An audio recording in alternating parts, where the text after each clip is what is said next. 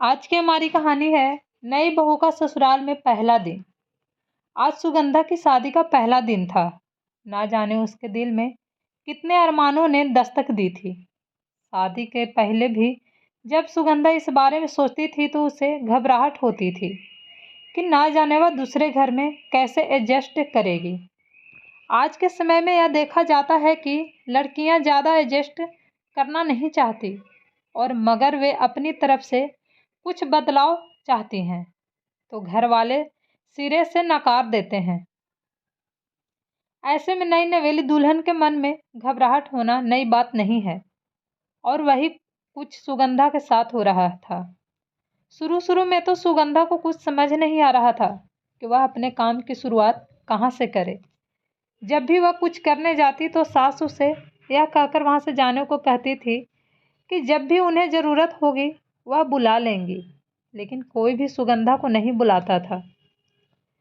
अब सुगंधा अपने कमरे में बैठे बैठे बोर होने लगी और वह सोचती है कि आज का खाना वह खुद ही बनाएगी।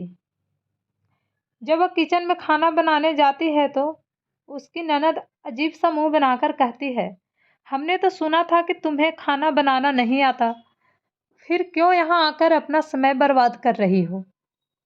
इस बात पर सुगंधा को बहुत अजीब लगता है और वह बड़े प्यार से कहती है, ऐसी कोई बात नहीं है। अगर मैं घर की बहू बनकर आई हूँ तो यह भी मेरी जिम्मेदारी है कि यहाँ के सारे कामों को मैं अच्छे से संभाल लूँ। इस बात पर ननद मुंह बनाकर वहाँ से चली गई और सुगंधा ने खाना बनाना शुरू किया। वैसे खाना तो उसने अच्छा ही बनाया था जैसा उसके मायके में बनता था, लेकिन उसके सास ससुर को खाना पसंद नहीं आया और उन्होंने एक झटके में इसे बेस्वाद बता दिया। सास ससुर का ऐसा रवैया देखकर उसे बहुत आश्चर्य हुआ, क्योंकि शादी से पहले तक जो लोग उसे कहा करते थे कि वह उसे घर की बेटी बनाकर रखेंगे और उसे कोई भी कमी नहीं होने देंगे, वे लोग ही आज इस प्रकार से व्यवहार कर रहे हैं। सुगंधा चुपचाप जाकर अपने कमरे में रोने लगती है और अपने पुराने दिनों को याद करती है, जब अपनी माँ के बनाए हुए खाने पर नखरे दिखाते हुए कहती थी कि माँ, आप मेरी सहेली पूर्वा की मम्मी की जैसा अच्छा आलू का पराठा नहीं बना पाती, हर बार कोई ना कोई कमी रह जाती है। आज उसे इस बात का एहसास हो रहा था कि ऐसा कहकर ना जाने कितने बार उसने अपनी माँ का दिल तोड़ दिया था। इसके बाद सुगंधा ने कई बार कोशिश की, लेकिन हर बार अपनी कोशिश नाकाम ही लग रही थी। सोचा था शादी के बाद अपने घर वालों को खुश रखेगी और किसी को भी कोई शिकायत नहीं होने देगी, लेकिन यहाँ तो शिकायतों का दौर खत्म नहीं हो रहा था। एक बार पति के ऑफिस के कुछ दोस्त खाने के लिए आने वाले थे। ऐसे में जब पति ने सुबह से कहा कि वह कुछ इटालियन और मैक्सिकन खाना बनाए क्योंकि उसके दोस्तों को यही पसंद है, लेकिन सच्चाई तो यही थी, सुगंधा को ऐसा कुछ बनाना नहीं आता था, बल्कि वह सादा भारतीय खाना ही पसंद करती है। ऐसे में दोस्तों के आने पर उसे शर्मिंदा होना पड़ा और ना चाहते हुए भी अपने पति के गुस्से का शिकार हो गई। इस बार सुगंधा की आंखों में दोस्तों के सामने ही आंसू आ गए, जिसे उसके पति ने बुरी तरह से इग्नोर कर दिया और उसे वहां से चले जाने के लिए कहा। कमरे में आकर सुगंधा के मन में बस यही बात चल रही थी कि जब किसी लड़की की शादी होती है तो क्या वह अपने तरीके से घर को नहीं चला सकती, क्योंकि हर बार उसे बताया जाता है कि वह किसी काम की नहीं और उसे कुछ भी काम सही से करना नहीं आता। धीरे धीरे सुगंधा उदास रहने लगी और वह अपनी बात को मायके में भी नहीं बताना चाहती थी, क्योंकि उसके माता पिता को अच्छा नहीं लगेगा। वह पूरी कोशिश कर रही थी कि अच्छी बहू बने और परिवार का ध्यान रख सके। उसे एक दिन पता चलता है कि उसकी सहेली, जिसकी शादी दूसरे शहर में हुई थी, उसके शहर में आई है और सुगंधा से मिलना भी चाहती थी। यह बात सुनकर सुगंधा के चेहरे पर खुशी दिखाई दे रही थी, क्योंकि यह सहेली उसकी बचपन की सहेली थी जो हमेशा उसके साथ रहती थी। लेकिन अब वह दोनों के बीच में थोड़ी दूरी आ गई थी। लेकिन फिर भी सुगंधा उससे मिलने के लिए बेताब थी। सुगंधा जल्दी जल्दी अपने सहेली के आने की खुशी में पकवान बनाना शुरू करती है।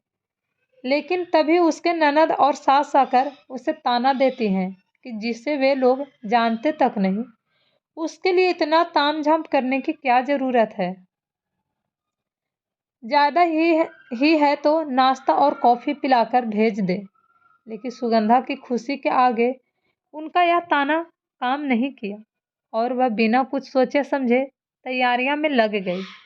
शाम होते ही वह अपनी सहेली का इंतजार करने लगी और जब सुगंधा की सहेली उसके घर आती है तब उसे देखकर सुगंधा एकदम आश्चर्यचकित हो जाती है, क्योंकि उसकी सहेली पहले जैसी नहीं थी।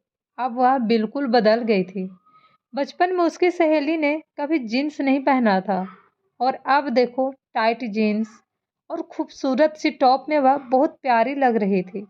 साथ ही खुले हुए बाल और उसके चेहरे को सूट करता हुआ गॉगल, यह देखकर सुगंधा बहुत खुश हुई और गले लगाते हुए बोली, तू तो बिल्कुल बदल गई है।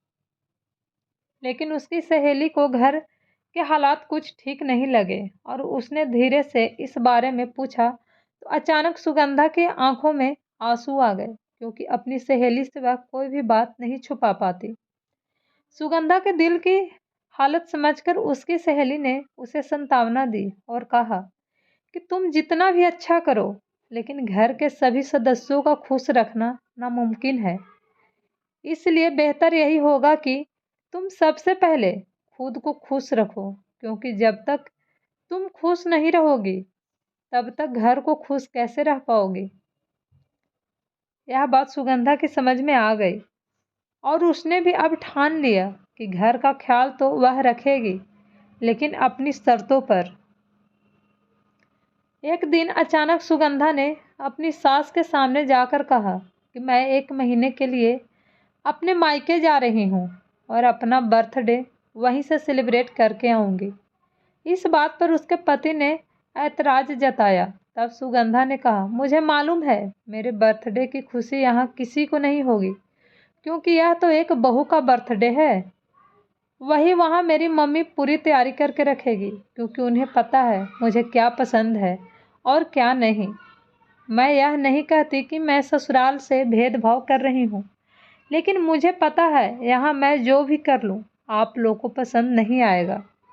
और वह अपनी पुरानी जीन्स टॉप पहनकर वहाँ से चली जाती है। यह देखकर उसके पति को सुगंधा आज पहली बार खूबसूरत नजर आती है, क्योंकि उसका यह अवतार उसने कभी देखा ही नहीं था। उसको अपनी गलती समझ में आ जाती है कि जहाँ पर उसे सुगंधा का साथ देना चाहिए था, वहाँ पर उसने सुगंधा को बिल्कुल अकेला कर दिया था। साथ ही साथ उसने अपनी माँ और बहन को भी समझाने के बारे में सोचा था, ताकि आने वाले समय में परिवार हंसी खुशी से आगे बढ़ सके। जल्द ही यह बात पूरे परिवार को समझ में आ गई कि बहू नई है और उसे हमें थोड़ा समय देना होगा। यह बात सही है कि वह अभी अपने मायके के तौर तरीकों से हमें खुश कर रखना चाहती है, लेकिन जब तक हम ससुराल वाले उसे तौर तरीके नहीं सिखाएंगे तब तक वह कैसे सीख पाएगी और हमारा ख्याल रख पाएगी। अब तो दूसरे ही दिन सास ननद पति मिलकर सुगंधा को लेने पहुंच जाते हैं, जिन्हें देखकर सुगंधा को बहुत आश्चर्य होता है। पति बड़े प्यार से सुगंधा का हाथ पकड़ते हुए कहते हैं कि गलती हमारी भी है। हमें ऐसा लगता है कि घर में आई हुई बहू एकदम परफेक्ट होनी चाहिए, जिसमें कोई भी कमी ना हो। हालांकि यह बिल्कुल भी सही नहीं है, क्योंकि कोई भी इंसान परफेक्ट नहीं हो सकता। सुगंधा मीठी मुस्कान के साथ अपने पति को देखती है और कहती है, जनाब, आपको यह बात बहुत जल्दी समझ में आ गई। तभी सास आगे बढ़कर उसे गले लगाती है और उसे एक खूबसूरत सा ड्रेस देकर कहती है, यह लो बहू, तुम इसे अपने बर्थडे पार्टी में पहनना, जो हम तुम्हारे लिए ऑर्गेनाइज करने वाले हैं। सुगंधा को यह सब देखकर बहुत अच्छा लगा और उसकी आंखों में आंसू आ गए, लेकिन उसके मन में उठे सवालों को वहाँ बोलने से नहीं चुकी और उसने कहा, जिस प्रकार बहू से उम्मीद की जाती है कि वह अपने नए घर को पूरे तौर तरीकों के साथ संभाले, उसी तरह ससुराल वालों को भी यह जिम्मेदारी होती है कि वह थोड़ा समय देकर उसका साथ दे और उसे प्यार दे। नई नवेली बहू को सिर्फ प्यार के अलावा और कुछ नहीं चाहिए होता है, लेकिन कई बार यह बात समझाने में भूल हो जाती है और हम अनजाने में ही अपने ही घर की बहू का अपमान कर बैठते हैं। ऐसे में ननद आकर बोलती है, अब मुझसे गलती नहीं होगी भाभी, मैं हमेशा आपका ख्याल रखूंगी और आप मुझे अच्छा खाना बनाकर खिलाइएगा।